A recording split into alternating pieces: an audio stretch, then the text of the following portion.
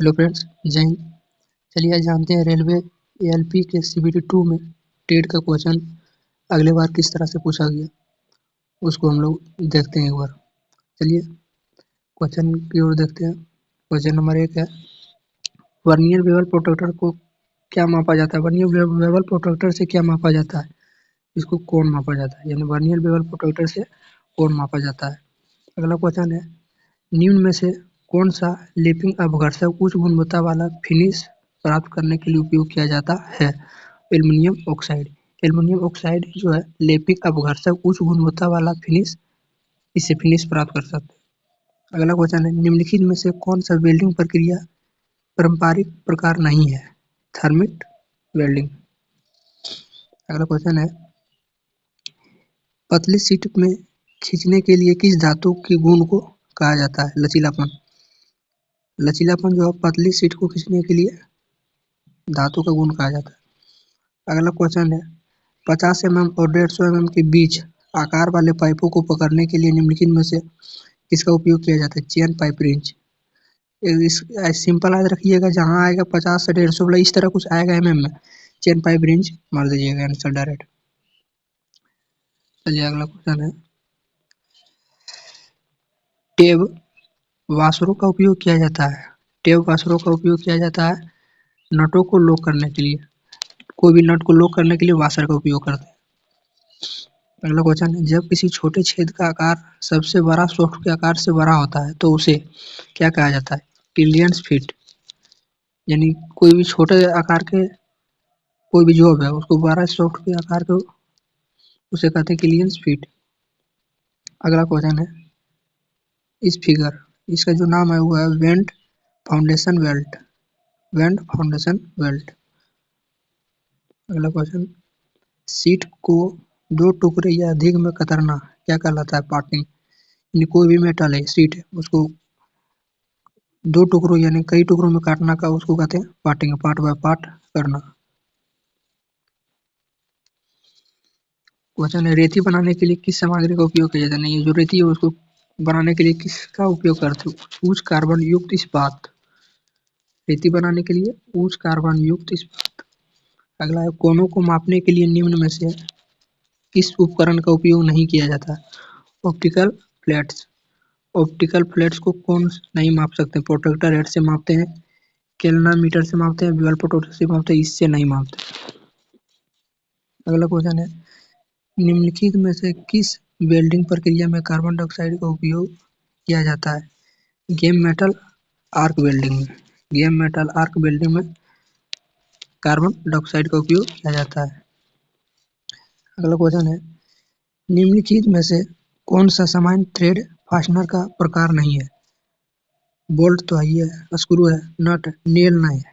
Nail मतलब जो हाथ से नाखून उखून काटते हैं। ऑक्सीजन गैस सिलेंडर का रंग कैसा आता है? तो सिंपल है, काला। ऑक्सीजन का काला। अगला है, एक छेद के आकार को बढ़ाने और उसके सतह को बढ़ाने की प्रक्रिया को डैश के रूप में जाना जाता है?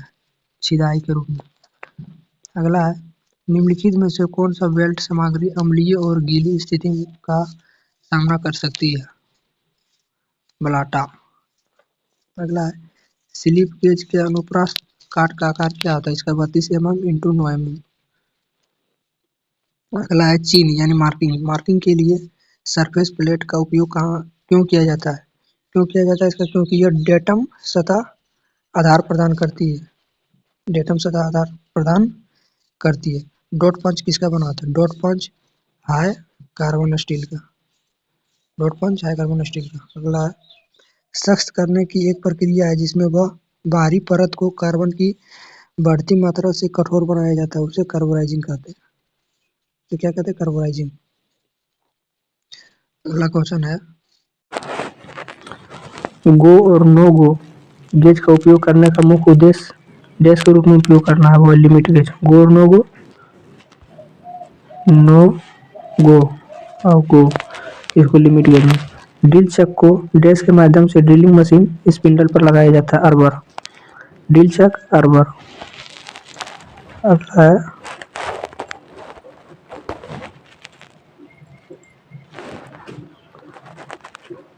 अगला है चक्रीय गति को रेखीय गति और रेखीय गति को चक्रीय गति में बदलने के लिए निम्नलिखित में से किस प्रकार का गियर सेट का प्रयोग किया जाता है। क्वेश्चन है चक्रीय गति को रेखीय गति में और रेखीय गति को चक्रीय गति में बदलने की प्रक्रिया को क्या कहते हैं? रेको पिनियन।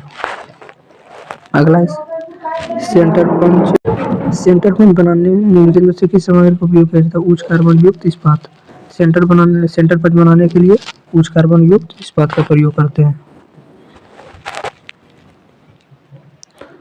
अगला क्वेश्चन है फीलर गेज का उपयोग किस डैश किया जाता है? फीलर का उपयोग किसके लिए किया जाता है? सूक्ष्म भागों के बीच रिक्त स्थानों की जांच करने के लिए फीलर गेज का प्रयोग करते हैं।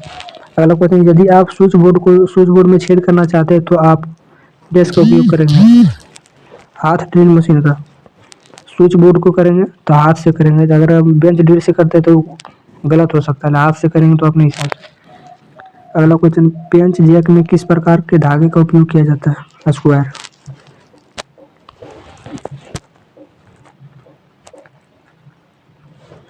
क्वेश्चन है निम्नलिखित में से कौन सा बहुबिंदु काटने वाला उपकरण है? रेती। निम्नलिखित में से किसे कंपाउंड रेस्ट के ऊपरी भाग में फिट किया जाता है? किसे? टॉप स्लाइड को कंपाउंड से रेस्ट के ऊपरी भागों में फिट किया जाता है। यदि मुख्य व्यास यानी मेजर डायमीटर 10 mm और पिच 1.5 mm हो तो ये टेप ड्रिल का आकार ज्ञात कीजिए। इसका 8.5 mm होगा, इसका सोल्यूशन करना पड़ेगा। चलिए आगे देखते हैं क्वेश्चन। सॉफ्टों के बीच की दूरी बहुत कम होने पर किस प्रकार का बेल्ट का उपयोग किया जाता है? We belt. इसमें ट्रेड में ऐसा क्वेश्चन है कि अधिकतर क्वेश्चन में आंसर एक ही होगा, लेकिन उसको ध्यान से खाली रखना है। इसमें कि सॉफ्टों के बीच की दूरी बहुत कम होने पर किस प्रकार का बेल्ट का उपयोग किया जाता है? We belt. सॉफ्ट जान लगा रहेगा क्वेश्चन में, सीधा ऑप्शन वी बेल्ट मारिएगा। अगला क्वेश्चन है फीलर गेज यानी ब्लेड की मानक लंबाई। फीलर गेज वाला ब्लेड की लंबाई कितना होता है? 100 mm होता है। अगला क्वेश्चन है निम्नलिखित में से कौन सी सामग्री एक बेंच बाइस में एक होल्डिंग जबरी का बाहरी भाग बना होता है? डालमलवा का। बेंच बाइस के एक होल्डिंग जबरी की बाहरी भाग किसका बना होता है? डालमलवा का। अगला क्वेश्चन साइन बार की लंबाई किसके बीच की दूरी है? रोलर्स के बीच केंद्र से केंद्र की दूरी। अगला क्वेश्चन है ट्विस्ट ड्रिल निम्नलिखित में से किस सामग्री की बनी होती है? उच्च गति इस्पात का। ट्विस्ट ड्रिल उच्च गति इस्पात का।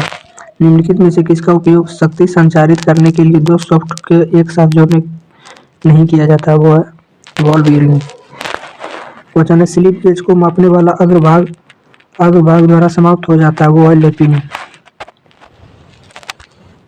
अगला क्वेश्चन है वर्नियर बेवल प्रोट्रैक्टर कार्पात्मक मूल 5 मिनट। वर्नियर बेवल प्रोट्रैक्टर कार्पात्मक मूल 5 मिनट। फिर क्वेश्चन है तार के व्यास की जांच करने के लिए निम्नलिखित में किसी गेज का उपयोग किया जाता है? Wire gauge. तार वाला जहाँ आएगा सीधे वायर में मारिएगा। अगला क्वेश्चन है पाइपलाइन में ग्लोब बल्ब का उद्देश्य क्या है? पाइपलाइन में ग्लोब बल्ब का उद्देश्य यह जल प्रवाह को नियंत्रित करता है। क्वेश्चन एक बड़े व्यास के वृत्त यानी चाप को करने के लिए इनमें से किस प्रकार के कंपास का उपयोग किया जाता है? ट्रेम्बलर। यहाँ क्वेश्चन में आएगा बड़ा वृत्त दीर्घ डायरेक्ट मारिएगा ट्रेम्बलर का आंसर डायरेक्ट मारिएगा। ऑप्शन क्वेश्चन में जैसे आएगा बड़ा दीर्घ बहुत बड़ा तो उसको ट्रेम्बलर आंसर मारिएगा।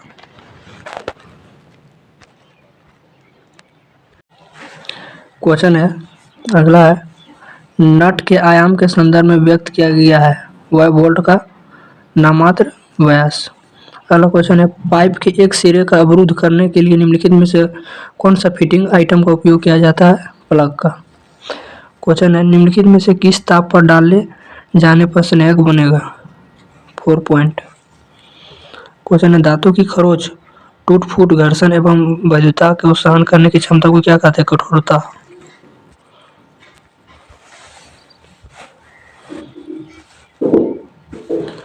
अगला क्वेश्चन है आकार की अधिकतम सीमा और आकार की न्यूनतम सीमा के बीच अंतर को डैश के रूप में जाना जाता है? टॉलरेंस।